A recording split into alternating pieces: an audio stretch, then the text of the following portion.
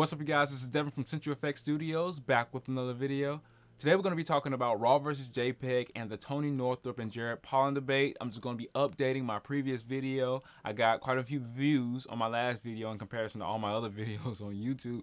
But I think that I need to update things because their relationship has updated, and it wouldn't be cool of me not to actually address that. All right, first I'm going to lay a couple of ground rules. This is going to be a long video. I'm going to be talking about the structure in just a second, but I need to put out a disclaimer about what I'm going to say, why I am saying it, so on and so forth. Now, the disclaimer of why I am saying this is not to bash any photographer. This is not to say Jared is better than Tony or Tony is better than Jared. I watch both photographers. I have learned quite a bit over the past, seven plus years from, I think, both photographers. I like Tony. I tend to agree with Tony a little bit more. I like Jared.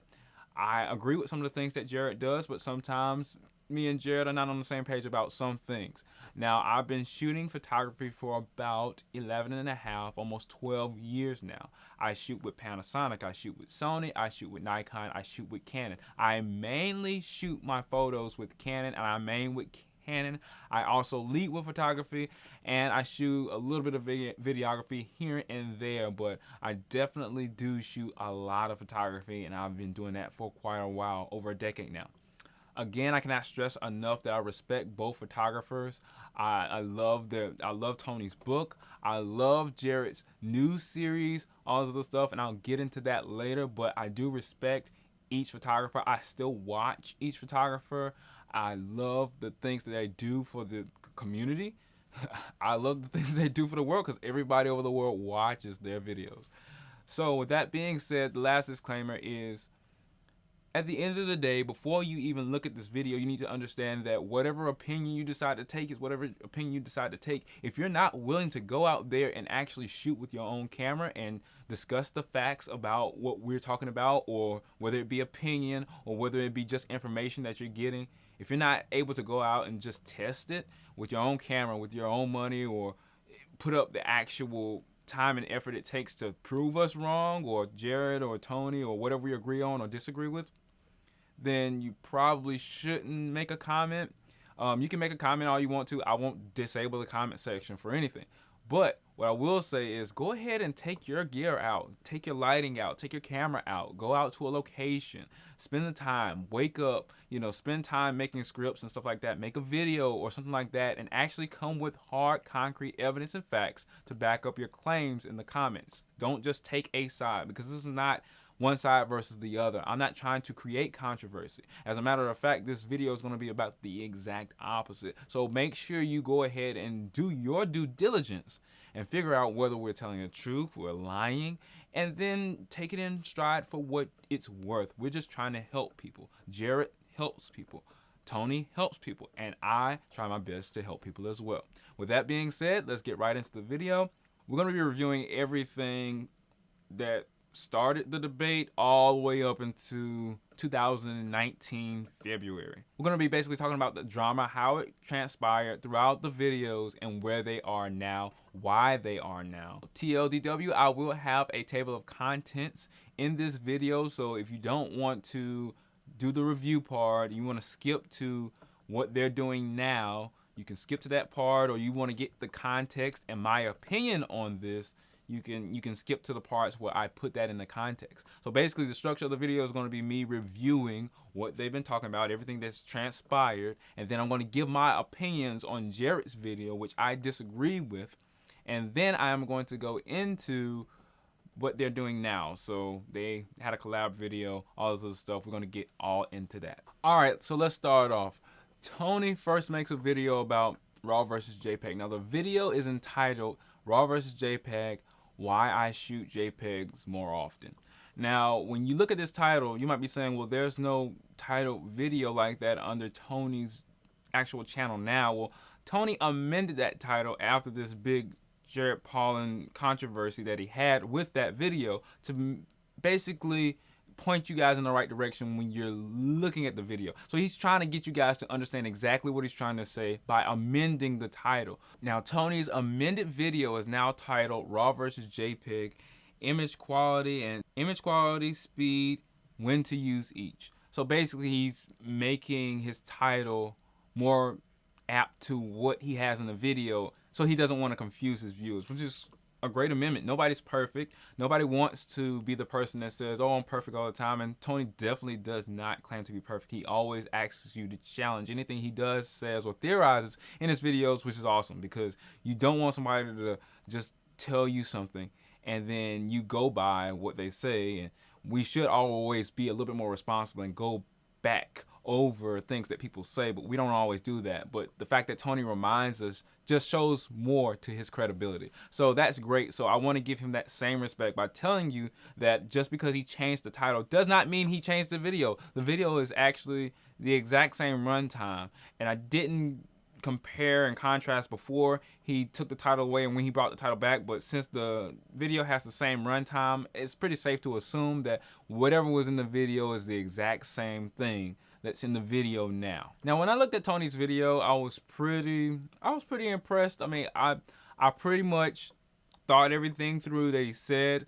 I pretty much agree with pretty much everything he says. There's quite a fair amount of validity to everything he said, based off of how I shoot and based off of what I've experienced. Now, that first claim about Lightroom taking 24 hours to upload 50 megapixel raw 5DSR files, and he had 3,000 of them. He also does smart previews and converts to DNG, and he does something else to make the process go smoother. I do agree with him that Lightroom is slow. I do agree with him that 50 megapixel files from the 5DS, which I've rented before and I've actually used, take up a lot of space, take up a lot of time to process. It's been about 2015 was the last time I used the 5DSR, or the 5DS, excuse me, and it was a pain. I actually did download a trial version of Caption One just so I could see my 5DS raw files, because Lightroom does that thing where you got to upgrade just to see the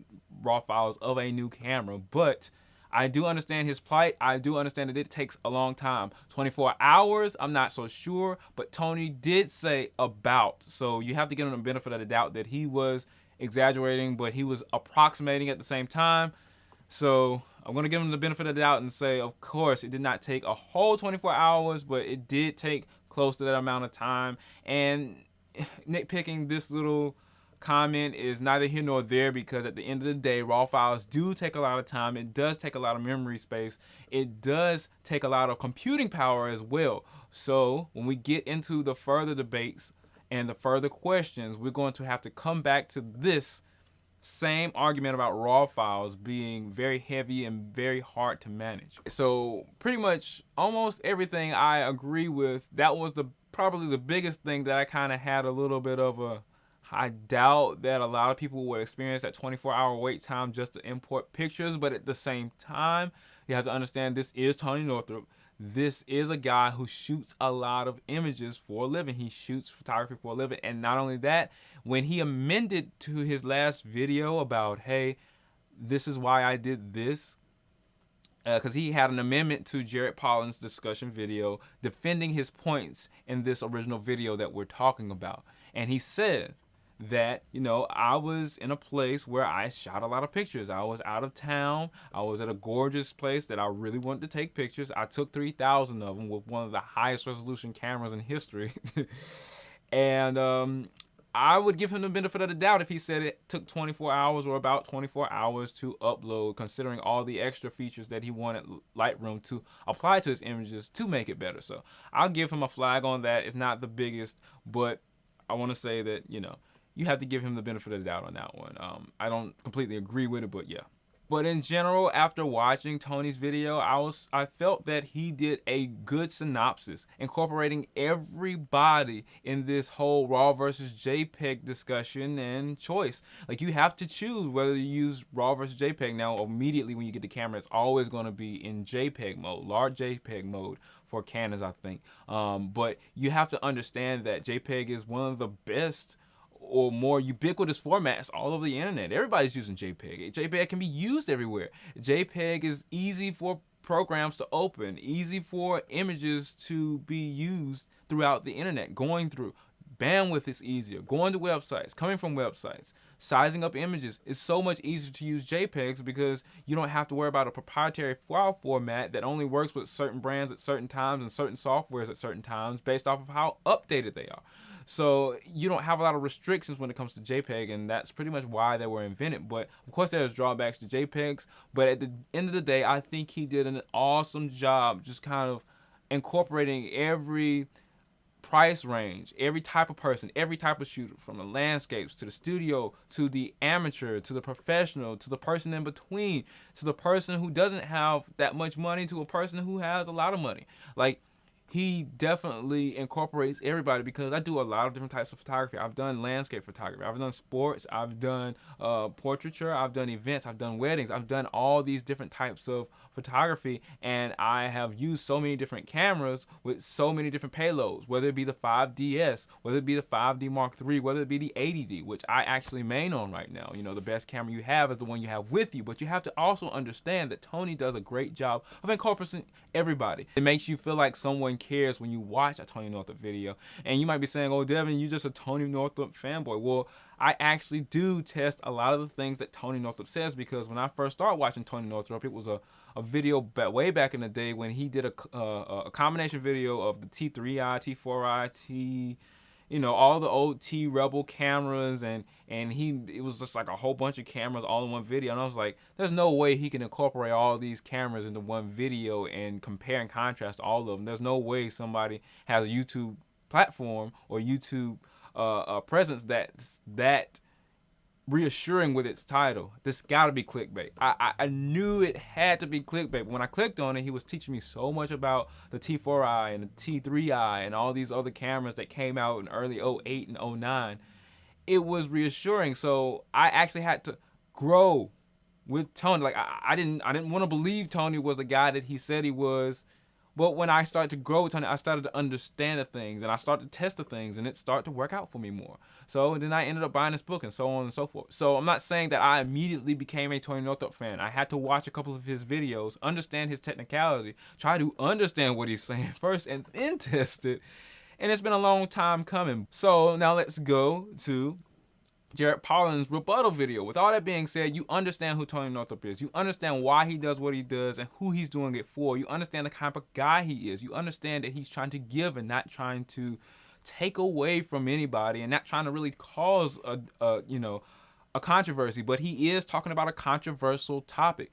You know, so if you're talking about a controversial topic, most people in the world are going to start to think that, oh, you automatically want to be controversial. And that's kind of the mood that Jared Pollin kind of takes when he goes into this video. So throughout the video, you're going to see him kind of have this combating spirit, because his brand is Raw. I Shoot Raw. He has I Shoot Raw t-shirts, wristbands, all this kind of merchandise for his brand. And there's nothing wrong with that, but Raw has its avenue. JPEG has its avenue. You can shoot Raw and JPEG, but they're definitely two distinct file formats that definitely need their own separate attention. You just can't shoot Raw files and expect to come home and send it to your client and think everything's going to be okay. It's not. But you can do that with JPEGs. So here's the whole gist of it. So Jared, of course, he goes for the 24-hour, it takes too long to import sentence that Tony Northrup was talking about. Now, you have to understand that Jared compared Tony to his setup. Now, Jared was using the D5, or as of that video, he was using the D5. The D5 has about 26 megapixels at the most. Maybe, at the most, it has no more than 30 megapixels. And the reason why is because the flagship cameras from Canon and Nikon are based off of high speed.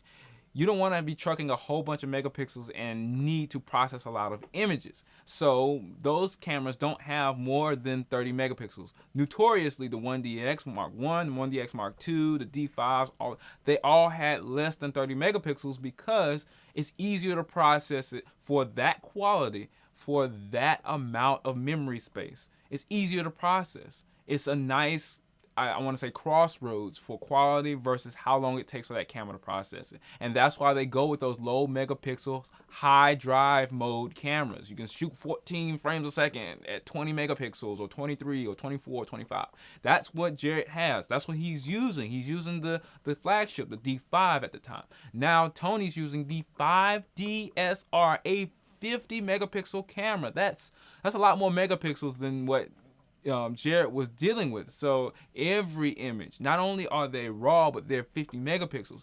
Jared also didn't talk about the build previews for Lightroom. That takes almost the exact same amount of time that the photos take to upload without previews. So you got to repeat that time again pretty much. I've done it once or twice, but I don't know exactly how long. And then he said he did some other things to it upon uploading it to make the actual editing process faster. Now, did it take 24 hours? That's still up for the debate. I'm going to do some crude math to try to figure it out.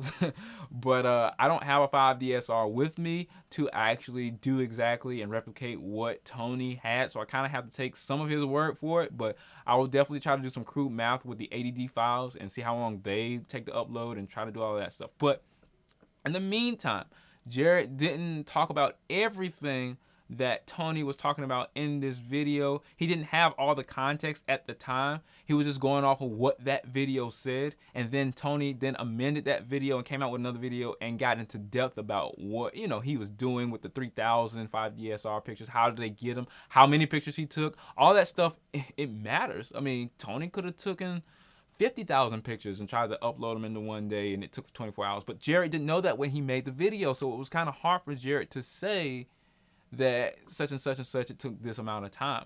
And Tony didn't put that context in his video either, to be fair to Jared. So it's kind of hard for Jared to then come back and disagree with something he didn't know the full context of. So there's that. I thought it was a little disrespectful on the Jared Pollan side when he was talking about how many pictures and what style and how Tony shoots. Oh, you must be shooting too many files. You have to understand that you're going to have to post-produce this later. So a lot of people, you have to understand that you got to pick keepers out of these, thousands, millions of files that you're shooting in RAW. So you have to understand to pace yourself. That's kind of essentially what he was alluding to. And that, I think that would be a little bit disrespectful to Tony, because Tony's been shooting for a long time. I'm pretty sure Tony has shot with some of the highest megapixel cameras in the world. I've actually seen him on video shoot with some of the highest megapixel bodies, the A7Rs, the Hasselblad medium formats. I've seen him shoot with high megapixel bodies all the time, and he understands the responsibility. He's even got me into Lightroom and encouraged me and taught me about Lightroom. So I'm pretty sure he knows the workflow. I'm pretty sure he knows how to, pace himself and when he wants to pace himself. I don't think a photographer should be told how to pace and when to pace and how to shoot. I think their creative process should be lended to themselves. Now, there is a such thing as spraying and praying, but I don't think that that's what Tony's doing here. I don't think he's spraying and praying. I think that's to an advanced photographer who's been shooting for a long time, who knows how to take good sports pictures. I think spraying and praying is just really a phase. And spraying and praying is a new thing, a new advent from the new cameras like the 7D, 7D Mark II, the 1DX, 1DX Mark II, all these newer cameras that allow you to shoot that many. So you have to kind of work yourself out of it. You have to control yourself. You have to tame yourself. With great power comes great responsibility. And if you're given a camera that can shoot 14 frames a second, you're going to have to learn how to pace yourself. But I'm pretty sure Tony is way past this phase. I'm pretty sure Tony knows how to pace himself to get the exact image that he wants to. And I'm pretty sure Tony knows that when you're shooting a camera that has so many frames a second, that doesn't mean that you're going to get 14 frames a second within that moment. That moment may not last as long as that 14 frames a second. So within that brief moment in time, you're going to have to understand how many pictures you're going to even have to do that. Tony also knows that he can use multiple pictures to ISO average. He can ISO average. He can increase the image quality of a camera that he might want 100 megapixels out of. So maybe he wanted 100 megapixel landscape images. Tony's dream is to actually make a library or sorts, or gallery, a gallery or a visual arts library, a gallery of all his pictures throughout his life. He actually said that. So I'm the last person to tell Tony Northrop, someone who taught me a lot about photography, how to shoot, when to shoot, and how many pictures to shoot. I think that's just a little bit disrespectful considering his experience and how much he's teaching everybody. So the next argument was about Tony talking about hard drive space and that RAW files take up too much space, therefore you might want to shoot JPEGs to save space, which I thought was a great argument to have. I thought that was a good thing to mention to people who probably don't have money, because of course Tony's talking to not only the professionals but the people who have just bought their first DSLR, not just any DSLR, their first DSLR or DSLM, because you know Sony. But you have to understand that a lot of people don't have the same amount of money, and that it's not just about hard drive space. I know that Jared Pollan goes into cloud storage and hard drive space. And yes, hard drives, especially the spinning hard drives, are very, very cheap. I know back in the day when I was trying to get an 8 gigabyte memory card for my camera, and it was very, very cheap, very, very expensive when, you know, digital cameras first became popular. But you have to understand that Jared's not looking at the entire picture once again. And also, he sounds more like a merchant, more like a seller, more like an advertiser when he says buy more hard drives, because when you think about it, you have to get your images not only to that hard drive, but you have to get it to a formatted memory card for your camera, whether it be a CF card, an SD card, an SD UHS-2 card, or a CFast card, XQD card. Now, SD cards, the plain ones, you know, the UHS-1, the first edition of them, you don't have to necessarily worry about how much they cost because they're relatively cheap. But most people don't want to use those small cards because they don't allow you to do 4K. They don't allow you to do a lot of things that a lot of people want. 60 frames a second, 120 frames a second. It's going to give you an error code if you use a Canon camera. Well, Canon doesn't really give you 120, but that's another video we'll talk about. But you're talking about, you know, your Sony RX series, the ones that shoot very, very fast, and you want your time lapses, you want your 4K. All of these memory intensive things will not happen if you have those older cards or the cheaper cards, the SD cards that are slower. You can't do it. So you're going to have to shell out some money, and you have to understand that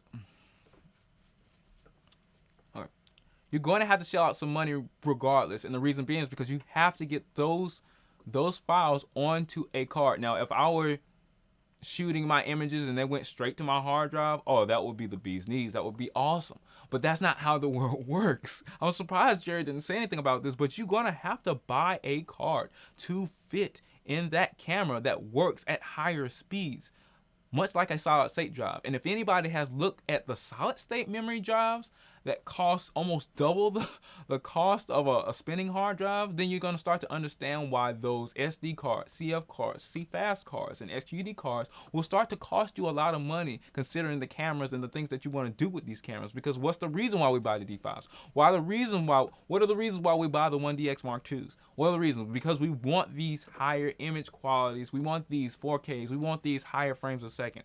But we need memory cards that are going to be able to hack it to get it to our hard drives, to get it to our spinning hard disk drives. I love Western Digitals. I'll pay $100 a year or every 2 years or 7 months to get a 4 terabyte hard drive, and it's relatively inexpensive. But when I'm looking at SD cards and CF cards and CFast cards, the speed versus the amount of images that you can save at it becomes way more frustrating to buy one of those cards than to actually buy the hard drives. But you need both. And trust me, CFast cards can cost a lot more for a lot less memory.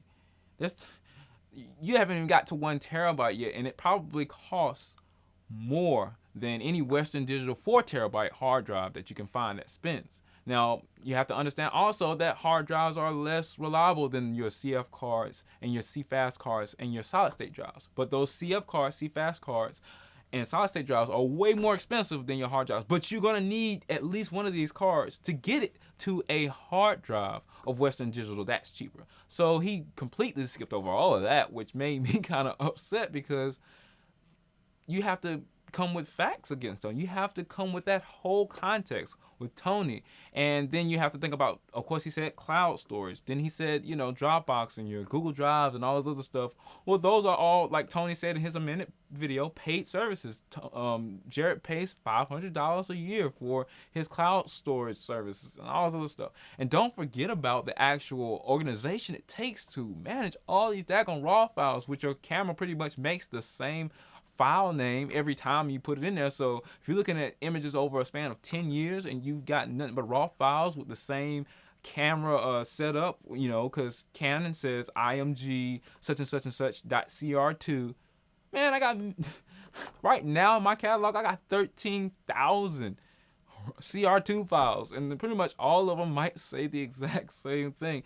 And even if you can't see the CR2 file from a thumbnail, you're going to have to figure out how to organize all of these images. Even if you could see it, it's still going to be hard to see over time. You get like 10 of these Western Digital hard drives or whatever external hard drives. It's hard to even organize. But Jared just says, go ahead and get it. It's cheap. Why don't you just get it? It's not that simple. It's so many avenues. And time is money. So if it takes you time to actually format and get every folder in there like you want to, because I don't never trust backup services that Mac or Windows provides, but you have to understand that time is money and you're going to be spending time and money organize these files. So if you're going to have a hard drive that needs to take RAW, you're going to have more hard drives, therefore a lot more liability to lose the files, then a lot more liability to actually organize them. I just can't believe Jared will be so short-sighted to come at Tony like that. So the next excerpt that he's talking about is when Tony says, this is why I told beginners to shoot RAW and advise them to shoot RAW, so on and so forth. I have the actual annotations up there in the video. Now, this one, I don't have a lot to say about, but like Tony said in his amended video, RAW is not as hard to get into as it was when digital cameras first made their appearance. I'm pretty sure RAW started with the higher end DSLRs and then made its way down to the smaller end DSLRs. But that means that the people who were professionals got into it first, and then the amateurs tended to tag along in this RAW, this new RAW format. Jared's saying that you should actually shoot RAW and JPEG, but most people are actually shooting JPEG first, so he was confused as to why Tony didn't advocate for JPEG when they first start out, because JPEGs are easier to use and there's no software to extra software you need to see them, so on and so forth. But I think, again, Jared is being a little bit short-sighted as to the times. You can pretty much find some kind of RAW editing software nowadays. Now, you don't necessarily have to have Lightroom. You don't necessarily have to have Photoshop. But Adobe has also made it easy to access Lightroom and Photoshop by just having a $9 to $10 a month program where you don't have to worry about the whole lump sum cost. Like when I first started, of $77 for Lightroom. To Jared, this might not be a lot, but to me back in the day when I was first buying Lightroom, it was a lot of money growing up in school, trying to make sure I had the money to buy it. So with that being said,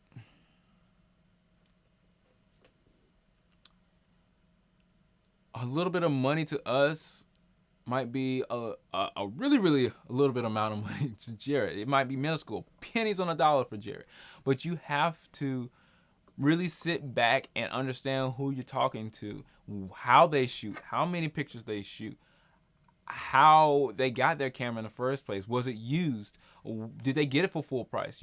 A lot of people think that, oh, you have a DSLR that can shoot high megapixels and shoot RAW, you must have got it for a high-end price. Well, no, you can get a D800 for a cheap price of, I think around $500, $600, maybe even cheaper nowadays, and that's a 36 megapixel beast or 30 some odd megapixel beast. I don't know right offhand, but that's just an example of a high megapixel camera that you can get, DSLR, interchangeable lens camera, I think full frame too, for, really cheap. You can get a 5D Mark I for really cheap. You see what I'm saying? $200, $300. I think I saw it last time. But you have to really sit back and analyze all of this stuff. And they all shoot RAW files. And so if you have a 5D Mark I, it doesn't take a big program to actually analyze those 5D Mark I files. Now you're gonna have to probably use maybe even that software that comes with it, but that software is probably cheap. You could probably also get that $9 a month and $10 a month license from Adobe for Lightroom, and you can go in there. I mean, it's not as expensive as you think. I'd rather have the $9 a month charge from Adobe than to actually buy a high-end CF card or CFast card or XQD card, which Jarrett's D5 uses, you know, those XQD cards. And backup redundancy, we'll get into that again. But again, people are not all the same. Everybody's not monolithic. Everybody doesn't, just because a person has a DSLR, they could have gotten it as a gift. Just a step in the door, and they wanted to do their best with image quality. They probably can't get into RAW right off the bat, but Tony then, you know, applies it to his argument and says it's actually a good idea as a learning tool. Now, he's not telling them that they should shoot RAW over JPEG. He's just saying that RAW is a good learning tool, and I agree with him. If you're able to see where your exposure can be and what it can do, and it's actually not as expensive as it used to be when I started, then why not do it? Because when you start to see your image over and over in different ways and different exposures, at different highlight values, at different contrast values, because I know how Jarrett loves his contrast, you're able to see black and white. You're able to see what images will be filtered great in black and white. Black and white is a good training tool to understand tone values, and contrast. And RAW files can do all that for you. You can actually start to examine skin tone and examine your histogram very accurately. To come to think about it, you can examine your histogram on Lightroom and your camera by actually playing with RAW files and seeing what the histogram can do for you based off of all the information that's stored in that image. So this definitely, I disagree with Jarrett when he disagrees with Tony about, you know, the amount of money that it costs to do RAW, and that beginners should do RAW. If I knew about RAW when I first started, I would have worked my butt off to get to the point where I could actually get the best out of our files, because like Jarrett always says, what's the reason for us buying these cameras if we can't shoot RAW? But at the same time, we don't have to shoot RAW. Another thing to mention, Jarrett advises us to use RAW versus JPEG when we start, if we have, you know, the software for RAW and all this other stuff. Well, RAW versus JPEG takes up a lot of memory. It takes up a lot more memory than just shooting RAW. And it doesn't really help his debate about storing memory in different places, because then you got to figure out how to do it. You got to organize it, do all this stuff. Getting extra hard drives is not an easy process for anybody. So shooting RAW versus JPEG not only makes it hard to organize, but it also makes it hard for people to keep up with. And with all your memory stored in so many different places, now you can do the cloud storage and that's just one place, but with all your memory stored in different places and you having to go back to find a file, it's very, very cumbersome. I'm gonna give you an example of my personal experiences. Now, I have someone very dear to me, a dear mentor for over my whole life, actually. My entire life, he was a mentor to me, and he passed away. And I did martial arts with him. He took a picture with my father and his best friend. We were all in the same class together. Unfortunately, he passes away, and I have to look for this one image from, it had to have been 2 years prior or 1 year, 2 years prior. And it was extremely, extremely hard for me to find that one image. Now, I knew I had it, and I knew I didn't delete it, because I don't delete images. I save them and I archive them, so on and so forth, so I can get better. Just like shooting RAW, if you're a beginner, if you have images that you can go back to and manipulate to its maximum capacity, like I like to when I'm archiving my images, then you can learn more at an accelerated rate. Going back to find that image was one of the most heart-wrenching times, because I not only had to go back and find that image, I had to go back and find it before my mentor's funeral to put it in the slideshow. Not only that, I had to take in all the images. Now, I'm not going to say had to as in it was a bad thing. I was honored to do it, but the payload was extremely hard. I had to find a whole bunch of images. I had to make digital 35mm slides. I had to go, like, his class that he taught, his martial arts class that he taught for over it was over 30, 40 years, and he helped so many kids in the community. He had pictures, my father and a whole bunch of other people had pictures that I was remastering, just me. And then I had to go back and find the pictures that I took. It was such a heart-wrenching process because my father kept coming to ask me, did you got the picture? You got the picture? You got the picture? You got the picture? You got the picture? And for me to go from hard drive to all 10 of my hard drives at the time that were multiple terabytes, it was a very heart-wrenching time. And I did not want to come back to my father and tell him I couldn't find that image. I did not want to come back to my father and tell him I couldn't find that image. So when you really think about photography and what it means to people, and you start to separate all these images in so many different file formats just for your pride about image quality and not thinking about the image itself, you start to forget about people and their individual experiences and how much photography means to them. And it really weighed on my spirit that he came at Tony about this because, like I said, everybody's not in the same situation. They can't buy everything. They don't have the time to devote to organizing it and doing cloud storage. Everybody's not a professional photographer, but they do want RAW and they do want to shoot with these professional cameras. Jared also says in this, he says that people are afraid to use RAW files. Yeah, people are afraid when they first begin to use RAW files. A lot of people, that's why this debate is so big.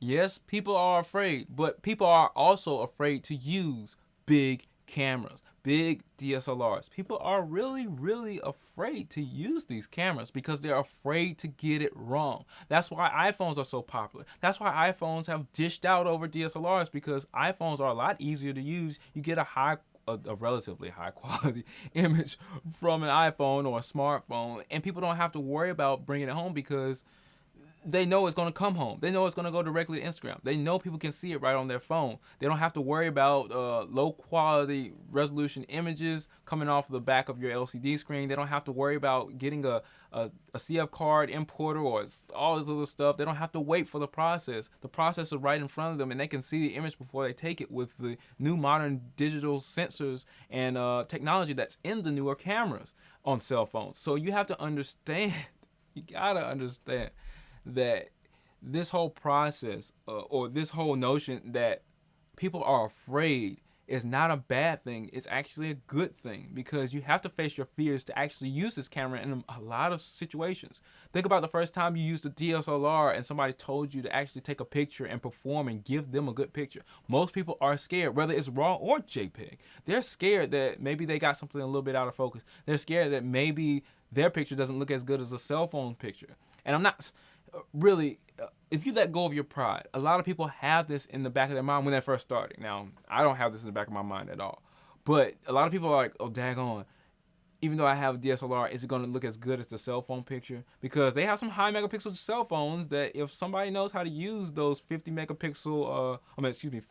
millimeter lenses and portrait mode on iPhones, they can get some decent results that a lot of people will get likes on Instagram for. That doesn't mean it's a great image, but the people are going to think it's a great image. And basically what people think becomes your reality, especially when you become a photographer. So a lot of people like these big cameras because it shows off, you know, that they're pros and they know how to handle that adversity, and that they know how to handle themselves, whether they're nervous or scared of RAW, period. But you have to overcome that adversity, whether it's using RAW or whether it's using the bigger, newer, bigger sensor, because you can get a lot of things out of focus when you start to use a DSLR.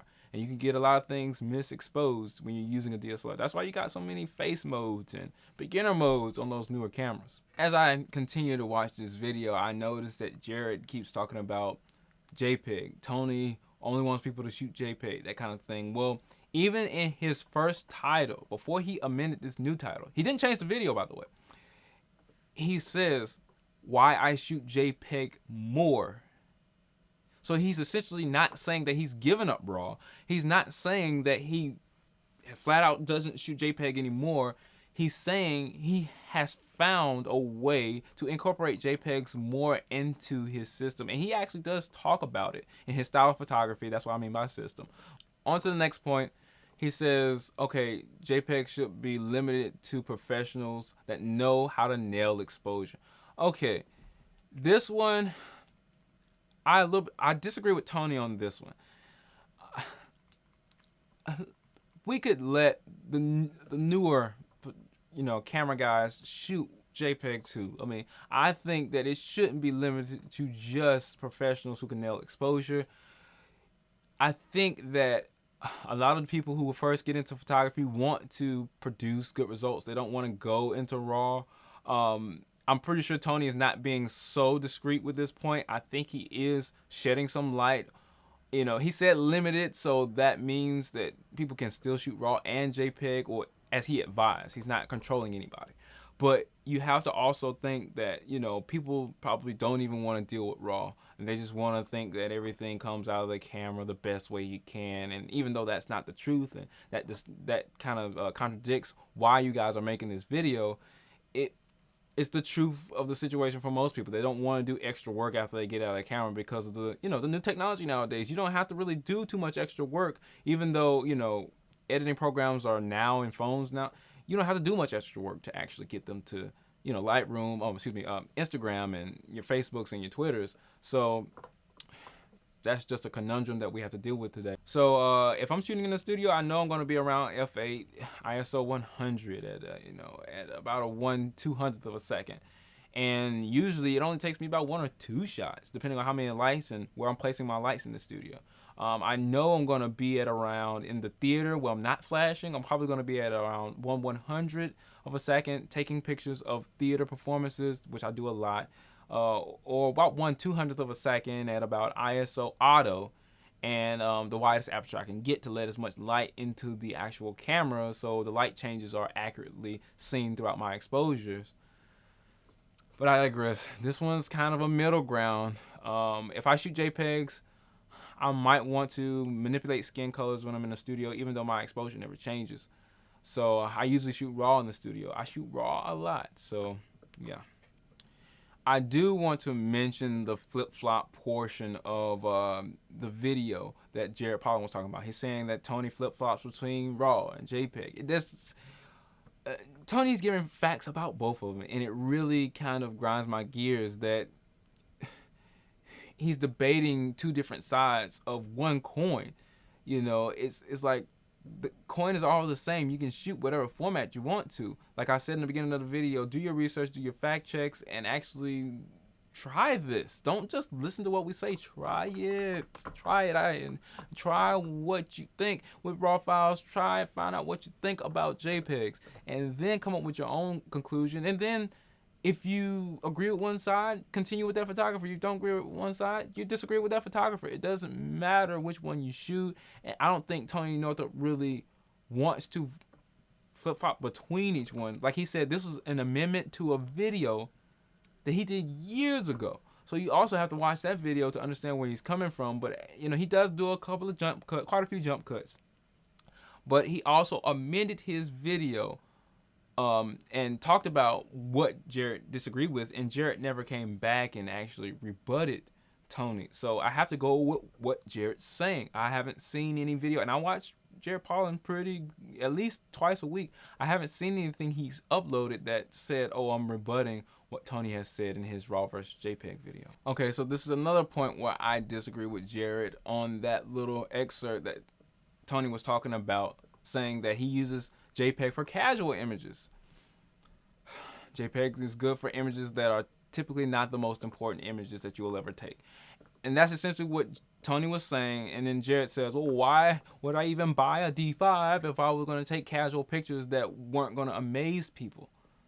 And that kind of took Tony out of context. He said less important images. And you have to really analyze what Tony is saying when he says less important images. Less important images could be going out in the field and practicing. Maybe you're trying to practice on something, or maybe you're taking pictures for somebody who doesn't charge you full price to do editing. So you don't shoot RAW because you're not going to be editing these photos, and you know how to relatively nail the exposure, and you got it all good. I mean, Jared makes a big point about Tony being able to nail the exposure because he's such a pro. But it's like, no, you can actually take pictures without adding them to your actual images that you send to your client. So you can take some test shots in the field and then get your exposure from there. Come back 17 days later under the same lighting conditions, get the same results. It's not a big deal to nail your exposure. it's a big deal to nail your exposure in situations where you cannot control it.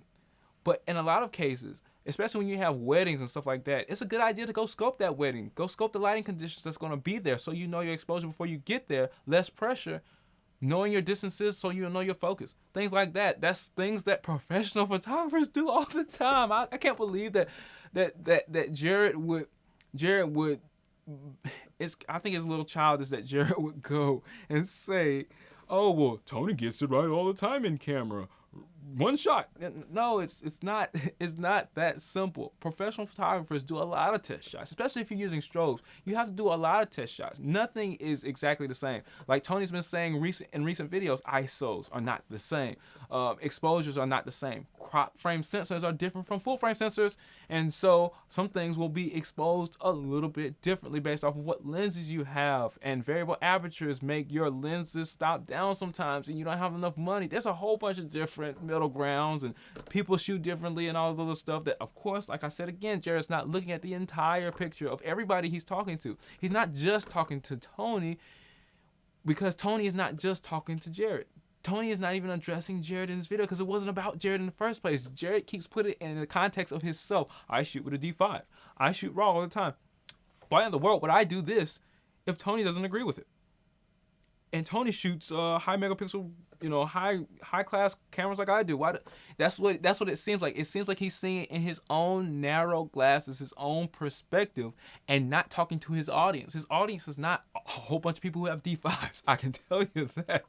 I don't have a D5 or a camera that's comparable on the Canon side either. I don't have a 1DX Mark II. I don't have anything that can shoot like Jared's camera can. But he seems to think that all his memory is cheap. He thinks that raw files can be stored cheaply, and all this stuff it's very infuriating. And I understand Tony's stress when he's talking about this in his recent videos, that you can't just think that it's just you.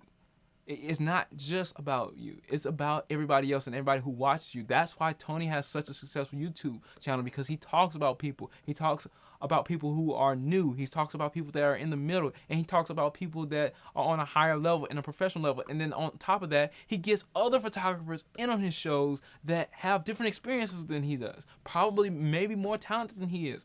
Who knows? I don't know exactly. But at the same time, it's about a personal preference. Again, you have to understand what he is doing for the community. He's not just talking about people with D5s, because not everybody has D5. Some people have 10, 12 megapixel Canon D40s or D30s or still film cameras. No telling who has what and how they're processing their images. So you can't just say that about people who are taking JPEGs and whether their JPEGs should be important or not. Because sometimes you might go out. There was one time I was going out in the snow, and Tony taught a new technique called back button focus, and my friend was slaying down a big hill, and I said, okay, if I can nail my friend coming down the hill with my 7D Mark I, shooting high speed and nail focus on her the entire time as she comes down the hill, then I will start shoot back but focus. It worked, but I shot all those JPEGs because, well, I think I might have shot them raw, but I also shot JPEGs as well, because you have to understand that it's not the most important thing catching her slay down the ramp. And then, in addition, a lot of people don't want as many pictures as the photographer would take. So even if you are at a very important event, some people might not want the 1,000, or 500 keeper files that you keep. So even if you're at an important event, not every image that you're going to take raw is going to be used, especially if it's a sports event. Because you might think it's a good image, and this happened to me a lot of times. You might think something is a good image, but it might not be good to the clients that you're trying to sell to. Because, say for example, if you're at a sports team and Duke versus Carolina. I'm a big Carolina fan. If I'm shooting for Carolina and a Duke player jumps up at the same time a Carolina player jumps up, and the Carolina player is doing a shot, he's shooting in the shooting motion, and it looks like a really nice shot coming off his hands. But for whatever reason, that's the reason why that team might lose the game, or a Duke player might come up and block the shot. That didn't happen in my photo, but that's the reason why it ended up being a bad experience in the first place. So I can't use that photo because the events that transpired made it a not important image to take.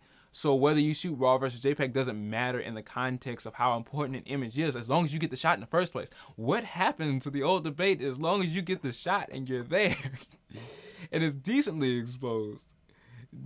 Where did that debate come from? You know, the best camera you have is the one you have with you, and what if your camera doesn't shoot RAW?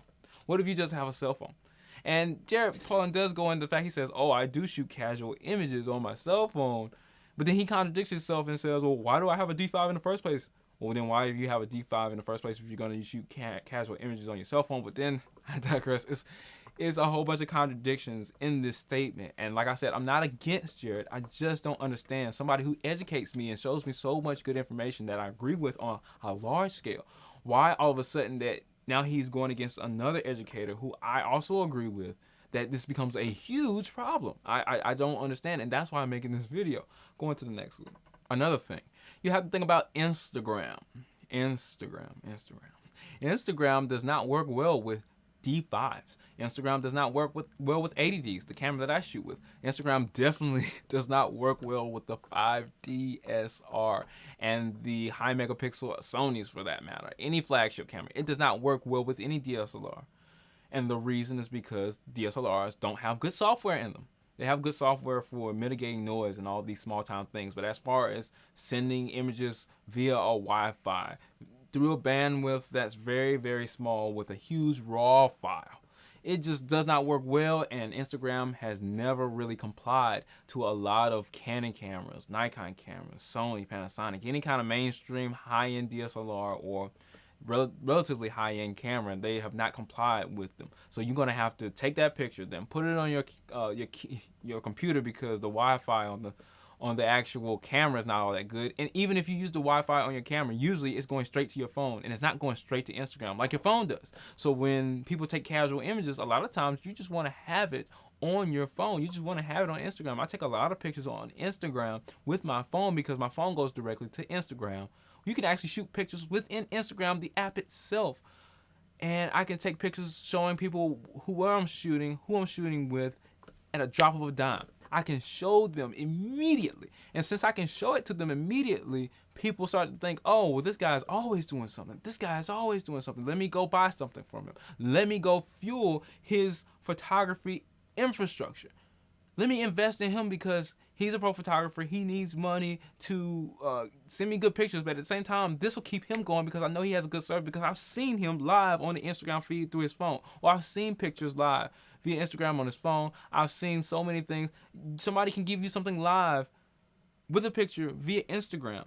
People can take pictures, casual pictures, all the time. DSLRs are not easy to get around to take places and shoot all the time. You can't sneak DSLRs in places, that may or may not know their picture policy. Cell phones, you really can't restrict all that much. And for us photographers, especially with the rules of public photography nowadays being so skewed, we need a way to get an image out, whether it's RAW, whether it's JPEG, whether it's a camera. Like I said, that famous quote, I always live by this quote: the best camera you have is the one you have with you. I used to be on the Nikon versus Canon debate until Canon started to do things with its full frame and its cinema line up that I didn't agree with. But I still mainly shoot Canon, and I understand what it's like to shoot with Nikon and Panasonic and Sony and all those other cameras that can give you good things. But at the end of the day, the best camera you have is the one you have with you. And if you can capture that moment with a cell phone, then if the cell phone shoots DNG, and it's kind of like a RAW file, but it's not necessarily the biggest RAW file. If you have Adobe Lightroom on your cell phone, you're able to shoot pictures kind of manually. You can tune the shutter speed, you can tune the gain or ISO, but it's not nowhere near like a DSLR or a full-fledged camera. So sometimes you have to use your cell phone, and you can't knock people who are using your cell phone, because like Tony and Chelsea said, the Kodak Brownie is like the new cell phone. That's what got Ansel Adams into shooting photography. And you have to incorporate the entire world. You have to incorporate photography as a whole, because not everybody has a D5. Some people are still shooting film. Rare, but people are still shooting film. I know camera places that process film. People are shooting with cameras that don't have RAW. So you have to incorporate them in your conversation because I like to think that that's your audience too, Jared. Now, Jared literally says, this isn't going to be an important photo. I might as well shoot it in JPEG, referring to Tony and his mentality about shooting JPEG for casual situations. And I thought that was kind of a low blow. Not necessarily that Jared was right, but just the whole mentality of thinking that Tony doesn't know the level of importance for his images. I mean, that's really personal. I mean, if you want to think of corporate clients and their weddings as secondary to your family images, you have that ability. So if you want to shoot JPEGs for a wedding, you have that ability and you have every right to do so. And if somebody is pegged as a professional photographer who can get away with it, especially somebody at Tony Northrup's level, you have to kind of respect him, and you can disagree with him, but at least respect him and not try to taunt him. Tony goes on about shooting JPEGs. Shooting JPEGs for sports is easier because not only can you capture more moments, you can shoot without running out the buffer, so on and so forth. Yes, I agree with him. Even though I do not shoot JPEG for sports, I shoot RAW for sports. And I bring extra memory cards if I need to. But it has taken me a long time to get to that level. So back in the day when I was making the conversion from one of my first prominent DSLRs, it wasn't my first, but it was one of my first prominent DSLRs that I spent the most time with, the Canon T1i. And I was making the transition to 70. I had to still kind of shoot JPEG from time to time because I didn't have the memory for the amount of images that I was taking for sports, because I started with sports and sports was the main thing that I was getting in at the time. It just wasn't working out for me shooting RAW all the time for sports until I was able to get the memory card and the speed of memory card. Like I said before, whether it be CFast, CF, XQD, you need a speedy memory card that is, infrastructured like a solid state, like an expensive card, and you have to have the money for it. It goes back to that same argument, and Jared just doesn't see it that way, and I'm not understanding why. Maybe it's just because he's branded I Shoot RAW and he has to defend it wherever he goes. But I don't understand. I don't even think he talks about I Shoot RAW anymore. I think he stopped that in recent years. Maybe this video is why. I'm talking about Tony's video, not mine. He also goes back to the phrase spray and pray. Now, I've been in photography for a while, and I know the phrase spray and pray is probably one of the most malicious attacks a photographer can say to one another. Now, photographers are rude to each other just on a general basis. Go to any forum, forum about any kind of photography, go to YouTube comments. You can see photographers eating away at other photographers, even though we should be talking to each other and learning from each other. We're steadily critiquing each other and not learning from each other, but spewing our own opinions, and opinions tend to become facts. And people don't go out and actually do their own research based off of what they hear. They take things for face value, which is a lot of other things, but photography gets it, I think, the worst, because you can't control every aspect about your camera at every single moment in time, because it's a piece of technology. It's not like it's attached to your body. So, photography is this art form where you have to be very cognizant about everything that you're doing, and the technical part actually has to play a part in what you're doing to get the best image. So JPEGs for sports, good idea, especially if you're just starting out. If you want to use that 8 frames a second, go ahead and use that 8 frames a second, because you're not necessarily hindered as much. Matter of fact, the 7D Mark II I think they were saying that it can pretty much do, it feels like unlimited JPEGs throughout your entire burst. If you're shooting with that camera, it says, I think it's like 10 frames a second on that 7D Mark II. I haven't shot with it in about 2 years, but it said it does a good job with shooting JPEGs. It's one of the best cameras for shooting JPEGs repetitively, because it's a fast camera, much like the 1DX Mark I, and it's great. So that's why JPEGs for sports is good, especially if you're in a controlled environment where your exposure is not going to change and you don't want to change your shutter speed.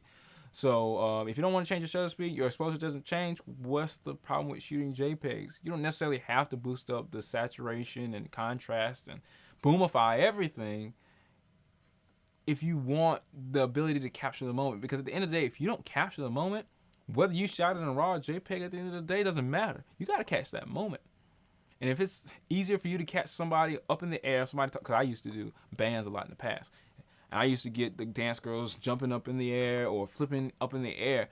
If it's easier for you to shoot JPEG to get that moment, I'd rather have that moment and have it decently exposed in a JPEG than not have that moment at all, waiting on the raw buffer, because most smaller cameras, like Tony said in his amended video, T3s and T5s don't really have a big buffer rate, even though Jared wants to insist, like his D5, oh, every new camera has this buffer rate that's infinite. Matter of fact, the 80D, when I'm shooting in low light situations at high ISO without a flash, and we haven't even gotten to the flash syncing portion of high speed, but without a flash, and I'm shooting raw, it runs out pretty quickly. Now, it's not that bad. It's actually pretty good of a buffer time to wait, and I know how to gauge it. But if you're buying a new camera, it's hard to gauge the buffer, especially if you don't know what a buffer is and how it can stop you and slow you down. You think that just because the manufacturer tells you that, oh, it's 12 frames a second, that it's going to be 12 frames a second all the time.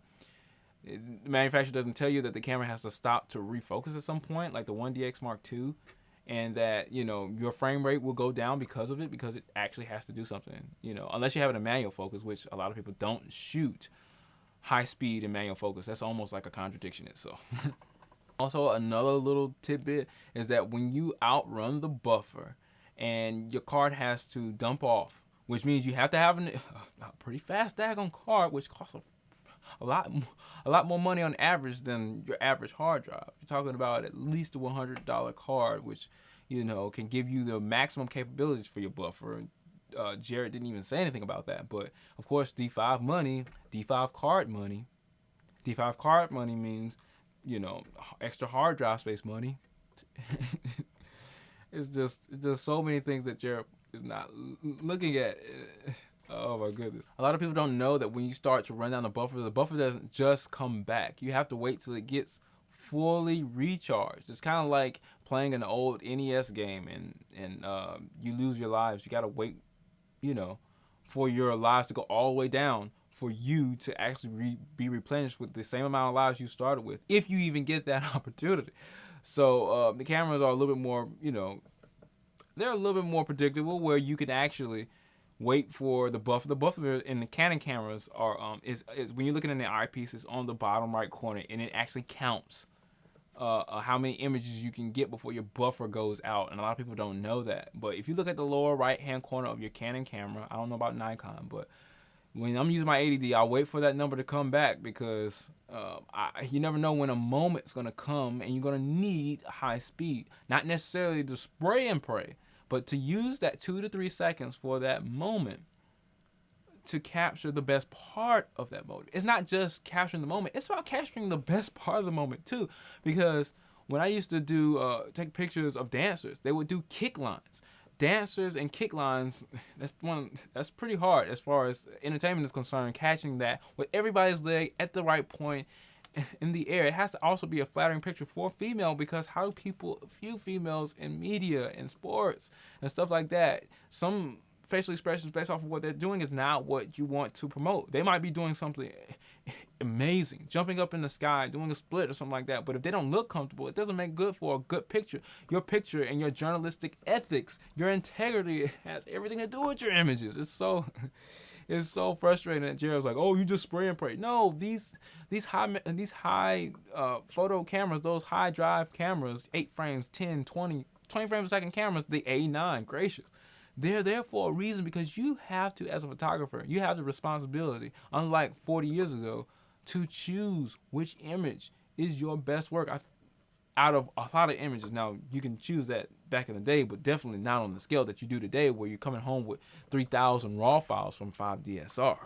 That's definitely something you don't want to send to your client. If you've got the client, you know, sometimes their hair's out of place, sometimes their, you know, shirt's out of place. Even with regular portraits, you got to make sure the hair is right, the hats are right, especially if you're doing something that's mainstream, like cap and gown portraits or tux and drape portraits, or something that's going in the yearbook that everybody has to look the same.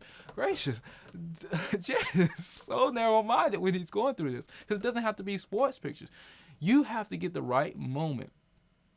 You have to get the right moment based off of what you're doing, because let's see, a stereotypical picture of a graduate, because graduation's coming up pretty soon, is somebody throwing the hat in the air. Well, somebody might be throwing the hat in the air but not have the right facial expression. So you have to take that image again and again and again. Hair flips.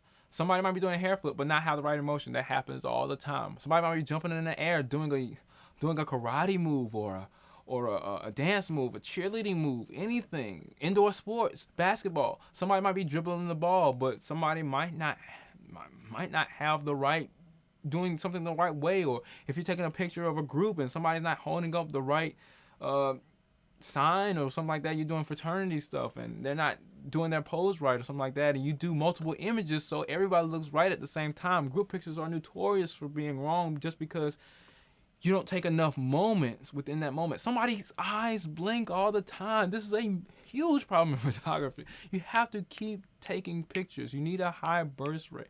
And all these things can pretty much be applied to sports. When you're in the right position to do something, and or dismounts in gymnastics, doing sports for Olympics, all this other stuff, this matters. And not just pros do sports, but amateurs do sports as well. So your T5, your T3s, your T1s, your 3300s, your small form factor cameras, they have to be on point. They got to. Or Jared's just wrong. And yeah, Jared's wrong in this case. They're not on point as the D5s, the 1DXs. How long has he been shooting with, class leading cameras to not think about everybody else who are not shooting with class leading cameras? Jared. Another thing is Jared is just trying to prevent. It sounds like what he's saying. He said that's not a reason to shoot JPEG. That's not a reason to shoot JPEG.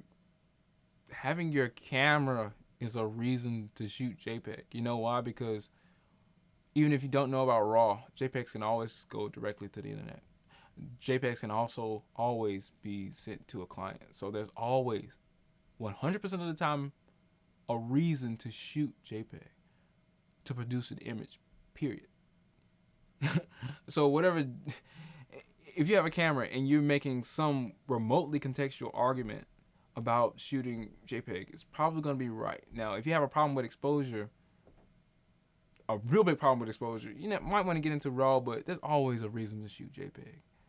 Always a reason to shoot JPEG. Now, whether it's going to give you the best quality? No, it's not going to give you the best quality. We all know this. It's not going to be the best. But if anytime you need a logical explanation for just getting a picture to somebody, JPEG is always the way to go. Jared goes on to talk about Sports Illustrated shooters, so on and so forth. They're shooting this, that, and the other. They have to immediately send their pictures out, and he goes on to talk about Photo Mechanic and different programs that can get you your raw files down to JPEGs as soon as possible. Okay, so I shot 4 high school championships one year. I think it was last year, and I met a guy who's been, everybody knows this one guy. It was just one guy. And he told me, he said, "Oh yeah, I shoot with higher, megapixel JPEGs for my for the people I'm sending it to.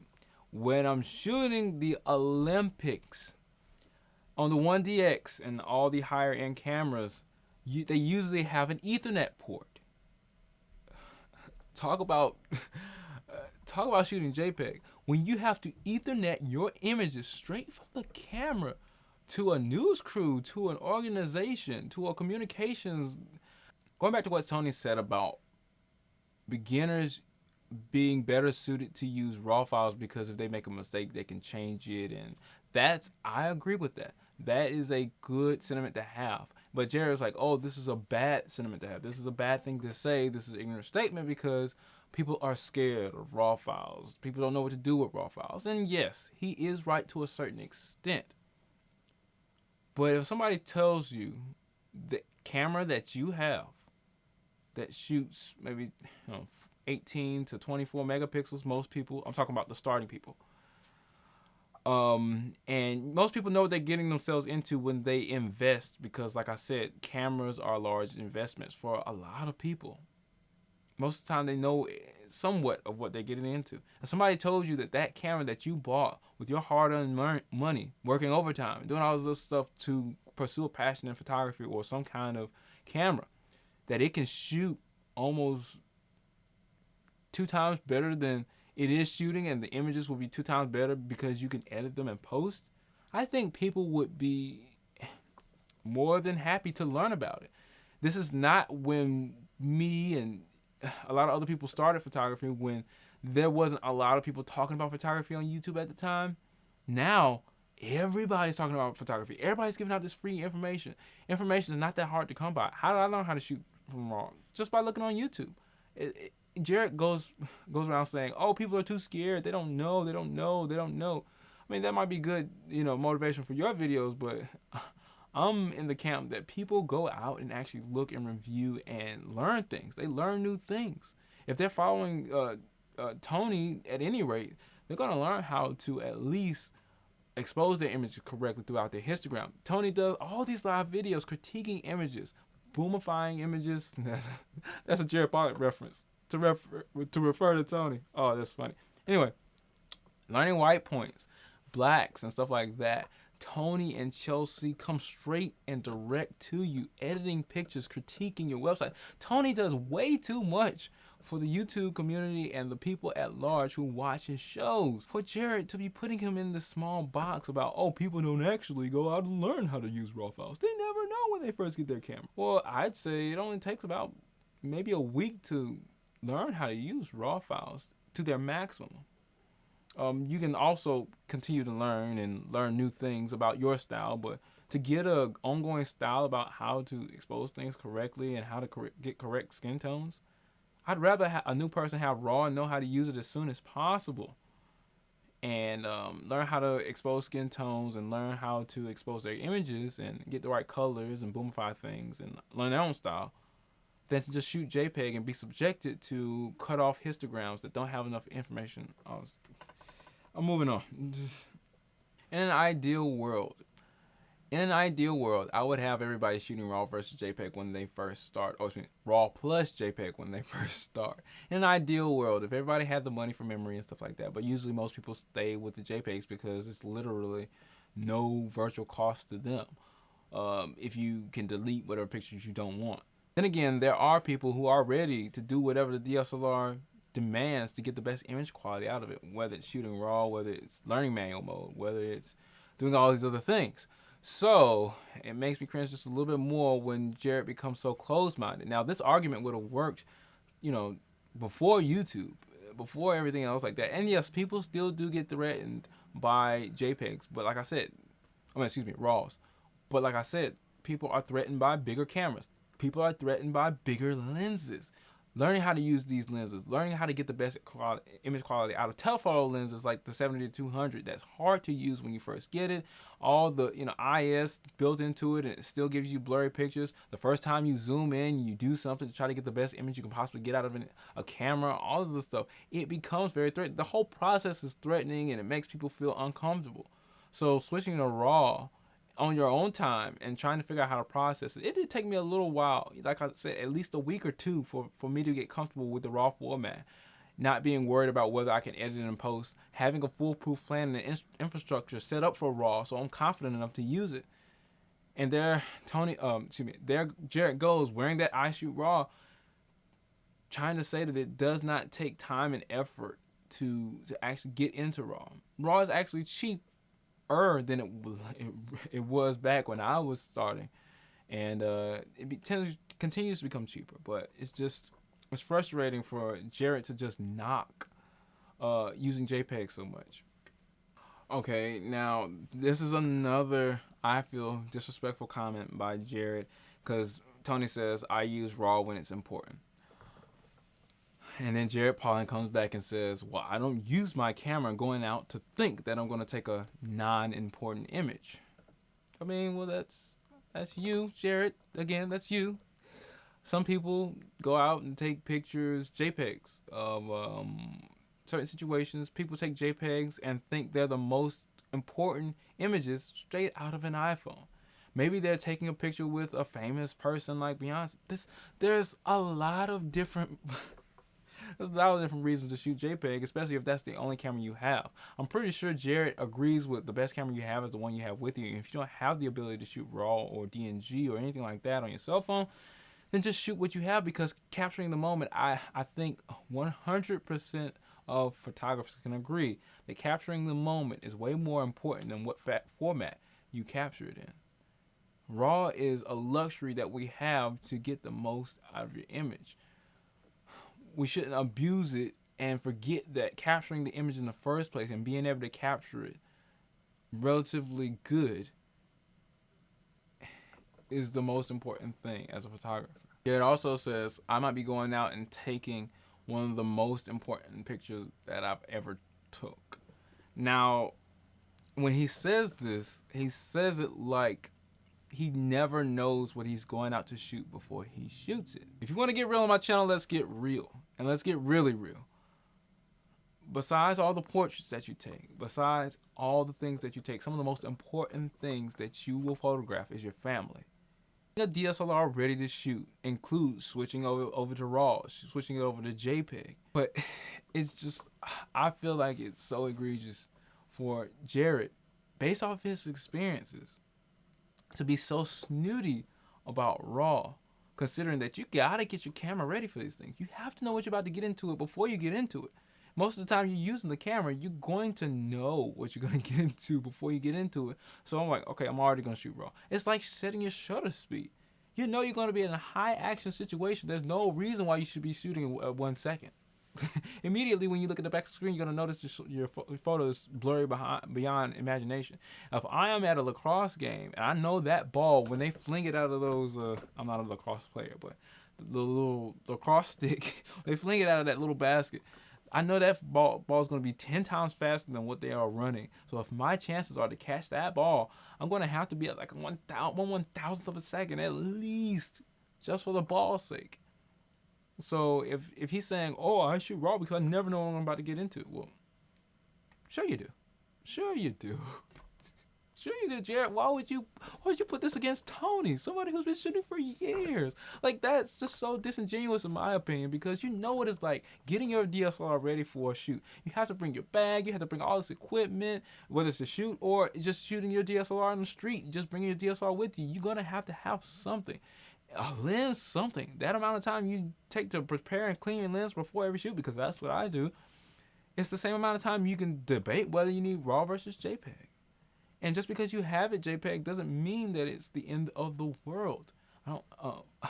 The flagship cameras are not these extravagant RAW cameras. They're these extravagant burst rate cameras. Why? Because you're going to need as many shots as possible, because especially if you're under a newspaper or an organization or a client, like a wedding client or something like that, they don't want you to come back saying you didn't get that shot. If somebody did something they had never done before and you hadn't got that shot, they're looking at you like you're a bad photographer. You have no excuse. With this supply and demand world, all about what a photographer can do for me, Sarah Paulin also says, don't go out and shoot JPEG. Go out and shoot RAW, because you don't know how important an event is until it's important. What does that mean? Tell me, what does that mean? How do you not know an event is important? It's like, okay, you go out, you capture an image. Okay, so say for example, you go out and you're doing a wedding. How do you not know that every image that you take could be important to somebody?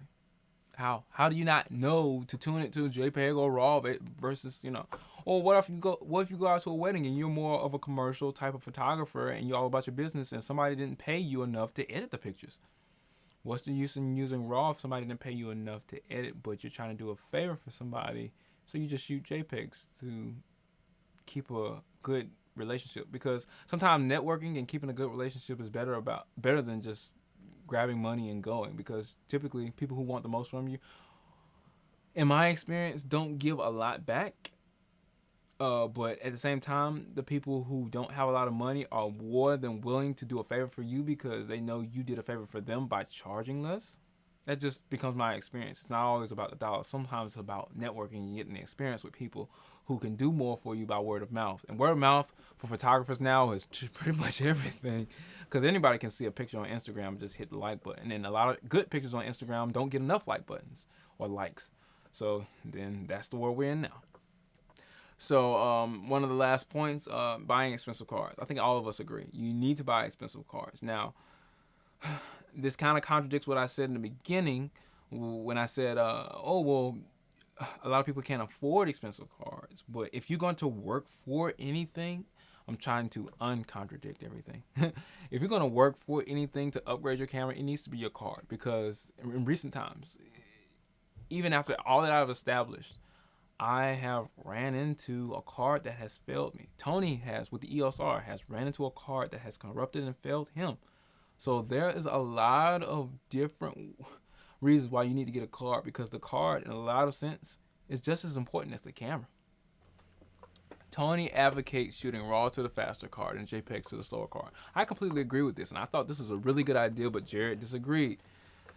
He advises to shoot RAW and JPEG. Let me make sure I'm citing him correctly. Again, I don't agree with that statement. Now, what Tony was talking about in his video was saying that certain cameras have two memory card slots where one slot may be faster than the other slot. Now, yes, that's the point, but I would not shoot RAW to the faster slot and JPEG to the slower slot if I have two memory card options in a camera. The point of two cards in a camera is redundancy. So if card 1 fails, you have card 2. Okay, so yeah, Jared makes the point that it's all about redundancy. So shoot RAW and JPEG, or whatever format you're shooting on one card, and do that with the other card. RAW to the fast card and JPEG to the slow card. It's a good idea, but Jared is just like, oh no, you need redundancy, this, that, and the other, JPEG and RAW to both cards. Well, that's considering a lot of money.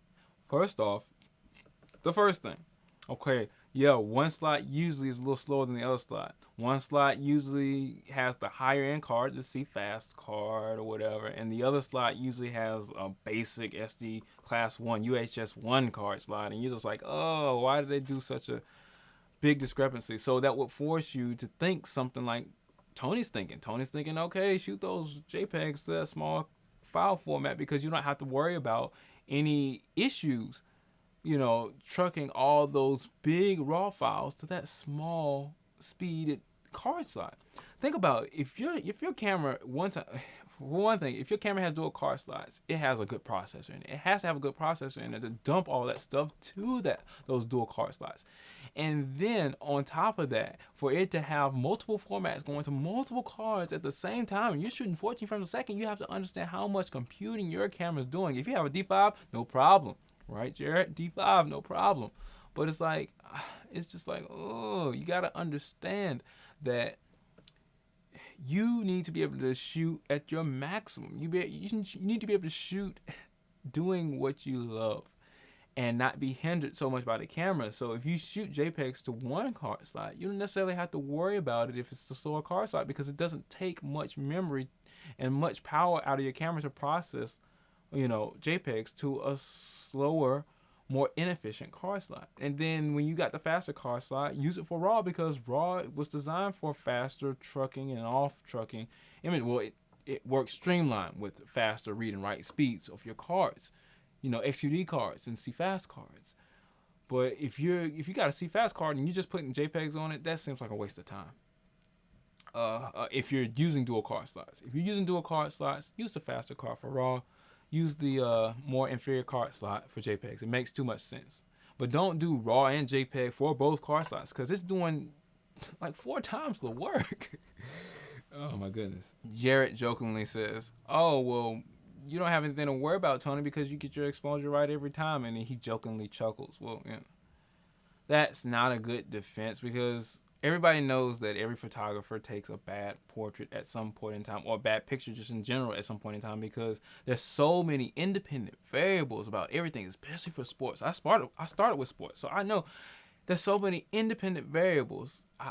One time I took a picture that I thought was amazing, and when you first look at it, it's amazing, but if you look deeper into the picture, you'll notice that something's happening that nobody had control over that was taking the picture, but it's in the picture, and there was nothing I could do about it in that sports situation, which made the picture look 10 times worse than I initially thought it was, because I was looking at the front of the picture and not the entire scene. So, like I said, even if the photographer has all this exposure right, that doesn't mean it's a good picture if you can't control what happens in the scene. That's why you have multiple frames a second, 14, 20, 35 frames a second, to do your pictures or video, because, you know, the A9, but 20 frames a second, taking slow motion video for their pictures. But yeah, like I said, you don't have control over everything. That's why these manufacturers try to give you everything. Well, Canon and it's cropped 4K, but that's another story.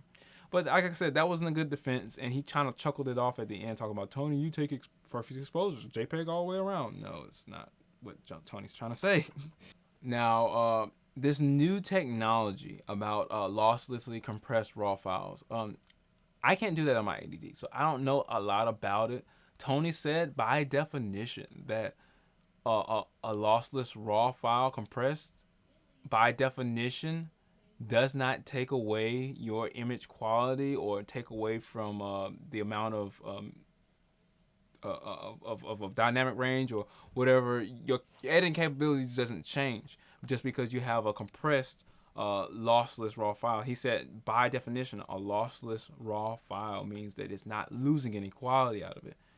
I guess the camera manufacturers have some kind of file coding format that allows you to not lose quality but compress the actual the file size. And Tony goes into depth in his amendment video about what you can do with your RAW file with this losslessly compressed portion. But I don't have a camera that's good enough to do that, so I have to do the best I can with what I have, because the best camera you have is the one you have with you. Definitely go back and watch that video because it gives you some behind the scene context about morality, ethics, integrity, and where I think Jared might have been a little bit lacking on that. Now, like I said, this has been over, but I had to get my opinions out because people have been commenting on my videos saying this, that, and the other. And I don't really want to treasure up old dirt, but it's going to resolve itself in a second. Now that I'm going to talk about Tony and Chelsea's new video with Jared Paulin.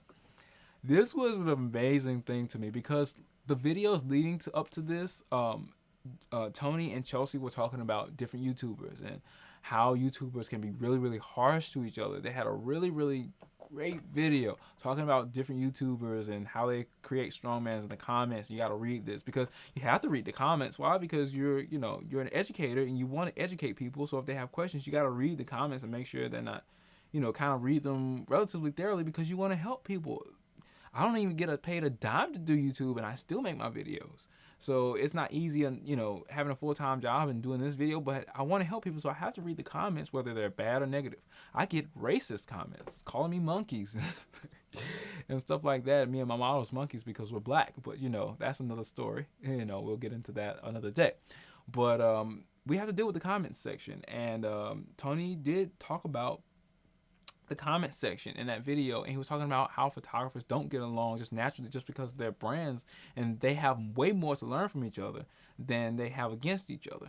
And so Tony and Chelsea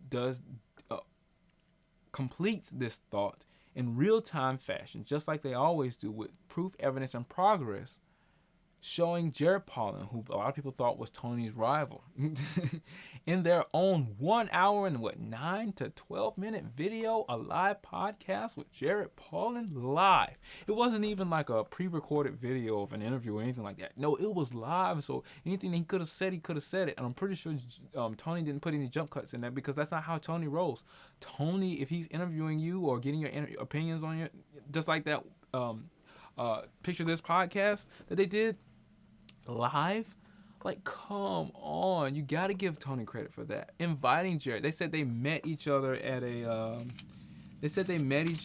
Orlando photo event, and it starts off great. The video starts off great. The new video that they did collaborating with each other starts off great until about 2 minutes and 16 seconds, and I advise everybody, of course, to go watch it because you don't want to take my word for straight value. You want to go challenge me on everything that I say. Please do.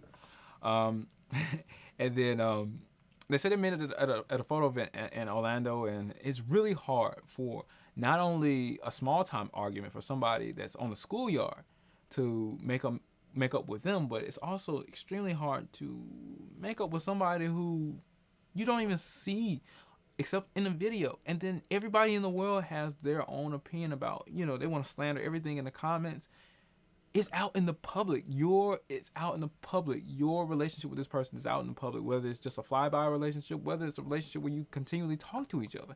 And you have to make up. Well, you don't have to make up, but Tony and Chelsea I don't know who did it, but Tony and Chelsea and Jared, they all come together somehow. They don't get into it, but they figure out that they have more in common than not in common, and they make this collab video about concert photography, which Jared is really good at. So it ideally suits him. Not only does Tony invite him onto the show, but he puts the ball in Jared's court, giving him a genre of photography that he's great with, much like he does all the other photographers, like Matt Granger and that guy who did the fire rope with the car photography, because I don't ever see Tony doing car photography. But like I said, he always try to advance himself and learn from people who seemingly have no genre in common with the photography that they take. So going back to the video, it's all good until about 2:16, and then Jared is very cautious about everything that he says. Now, when you look at his videos, he's very courageous and very showy. Jared Paulin, photo.com, and you see his voice, you see his ambiance, you see his immaculate set. He has gorgeous sets that he has up with his team. I think it's Steven on the background, and that other guy with the long beard. He has his team and his crew, and everybody's confident. Everything's polished. He knows how to say things. He knows how to have offbeat comedy. It's, a little, dorky, but I look forward to it when I see the photo news fix, when I see the I Shoot Raw shirts. I look forward to everything that Jared does. His whole, I like his critiques sometimes. Sometimes they're cruel, but I like the critiques. Sometimes I go back and just watch them, and I laugh at the things he says. It's not right, but it's, anybody can learn anything new, and I'm not the butt of the joke, but, that's Jared's style, and I like that. I like him for that. But Jared is very, very cautious and very, very quiet, which is different from Jared in this entire video. He's very controlled and composed, and it really shows well on his end. So when we get down to Jared is willing to answer the questions that Tony, because he brought it back up. He's like, Chelsea was like, let's answer the elephant in the room, and Tony and Jared are together, and they were arguing like 3 weeks ago. So 3 months ago. So they answered the elephant in the room, which, Tony acts like he doesn't remember it, but I think that's a lie. And and I'll explain why in a second. But then Jared comes back and talks about, I'll answer whatever question that you have for me, but I'm more than willing and able to, defend my points about RAW versus JPEG video, so on and so forth. So that's around 3:58. And then and then he says, Tony starts to talk about, why do you shoot with a D5 if you don't care about dynamic range? And this is where Jared then contradicts himself again. He says, well, I shoot RAW and I shoot with a D5, but I don't care about dynamic range, and then he drops the F-bomb about 4 minutes and 15 seconds in. And then I don't give a F about dynamic range is what he says. And then Tony then spikes. And then I'm like, wow. And this is live, so it's not like he can take it back without looking like he doctored the video to his benefit. So he's smiling the whole time, but Tony's voice jumped from a 3 to a 77. And he's like, I just don't get that. And Tony has this famous video when he's talking about what you should buy with your camera. Buying used cameras and staying chilled while buying used cameras. And you need to check out that video. I forgot what it was titled, but buying used cameras and staying chilled when, buying certain cameras, and you have to be very, very accurate and chilled. And Tony famously says, I'm chilled, so I have no problem with selling and buying new cameras. And, everybody made it into a little thing, and he's not acting so chilled in this video. He spikes, well, just the beginning of this video. He spikes, and he's like, I just don't get that. Why would you get a D5 and not care about dynamic range? And then, Jared's kind of trolling him, I think. Jared knows what he's talking about. Jared's like, I don't care about color science. I don't care about dynamic range. I don't give an F about any of that stuff. But he's critiquing all this stuff and talking about boomifying image and talking about color and all this other stuff in all of his other videos. So definitely, I think, was a lie on Jared's part. He was just trying to troll troll Tony on his own live video. And he kind of got away with it that time because Tony just seems like he's in high spirits. And and so Tony goes on to say, you've dedicated your whole career to shooting raw and your whole brand to shooting raw. Then why are you so adamant about not caring about dynamic range? I just don't get that. And Tony is very analytical. He's very discreet, and he's very true to his word and his way, and he does a lot of hard work, and we can all see that. But he's so, I don't think he has, he should have had a more of a, I think he should have had, Tony should have had a more of a sense of humor in this moment. It was just so funny to me that Jared was trolling, and he kind of got Tony into an uproar. Now, they're all trying to laugh it off because it's a live video. You don't want to seem like this is going off the rails and it turns into something that Tony doesn't want to, because of course Tony, like in his amended video to his JPEG versus RAW video, he said that he has a certain brand, he has a certain way of running things, and he doesn't want it to really get off track. But you really have to answer the elephant in the room, you know, because people are going to judge you based off of you handling tough situations, like arguing with a photographer that has some really high subscribers on YouTube. So he needs to answer the elephant in the room, because it, not only did Chelsea mention it, because she seems to be the moderator of the whole, you know, the whole Jared versus Tony incident in the video, but it's just like he gets in this uproar, and he seems like he acts in the beginning like, I don't really remember and I don't really want to talk about it. I'm like, well, Tony is that inquisitive guy who's very smart, and I would think that he would say something like, if he didn't remember it and it's an elephant in the room that Chelsea mentioned, he probably like, oh wait, what exactly are we talking about? Can you refresh my memory? I thought he would say something like that, but he was like, I don't want to talk about it, and I don't. I mean, that's his opinion, but I think he lied about not knowing what he was talking about, and because he definitely had a rebuttal, and it was very sharp and very tact. I just don't get that. I rarely ever see Tony get into his feelings like that. And then Jared doubles down on cheap memory and RAW plus JPEG for beginners and all this stuff, which I don't agree with him, and I'm not going to get into it again. But another good point in the beginning of the video at 5:52, Chelsea says, for the record, I want to say, Tony got right into this Jerry Springer style. And then here's another point for Jared. Jared was like, well, did I make him upset? I thought he was joking. And, Jared was playing a little curveball there, just a little jab at Tony, trying to get his pride going, because everybody knows Tony kind of jumped out of the box at Jared. Even Chelsea mentions it because Chelsea was kind of defending her own self, because she's usually the one known to start controversy on the channel, and she wanted to defend herself by, kind of calling out what Tony did. And I'm not trying to start beef with anybody, but I mean, it's there in the video. I have to mention it in this live video, so it's really how they react. It's really how they feel. It's really good to see people have enough integrity to put aside their biases, no matter how strong the debate is in the community, no matter how hard the world looks at this relationship and says, oh, Jared is this, that, and it also looks better for people who have disagreements on RAW versus JPEG, for these two guys to come together and talk about the differences with RAWs and JPEGs. And it's just amazing that they can even share that creative process, editing images together. It's just quite an amazing video that they did. Considering all the videos straight prior to what Tony was doing, he showed a lot of integrity. And Jared getting up there and saying his unbiased, unfiltered opinion about things, regardless of what people thought.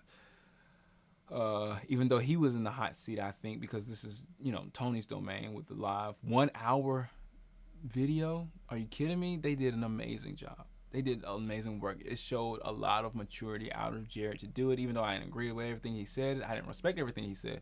Showed a lot of maturity. He got up there and did his thing. A lot of maturity out of Tony, and Chelsea did an amazing job as usual. So I'm done with Century FX Studios. If you stayed for the entire video, I appreciate you, because it took a lot of work to make this video. I'm starting to lose my voice at this point, if you haven't noticed. My voice got lower and I started to speak a little slower. So I'm going to get out of here, eat my dinner, and get ready to film tomorrow, because I got to film tomorrow. And you guys keep clicking your cameras, and you need to learn from Tony, Chelsea, and Jared. Making amends with somebody and trying to come to agreement knowing that you have more in common than you have not in common is so much more conducive to the learning process. And I'm pretty sure that Tony and Chelsea learned a little bit more about concert photography, where the mic is placed and where you should stand and all this other stuff. I looked at the entire video. I don't have time to go over it now, but you guys keep shooting your cameras.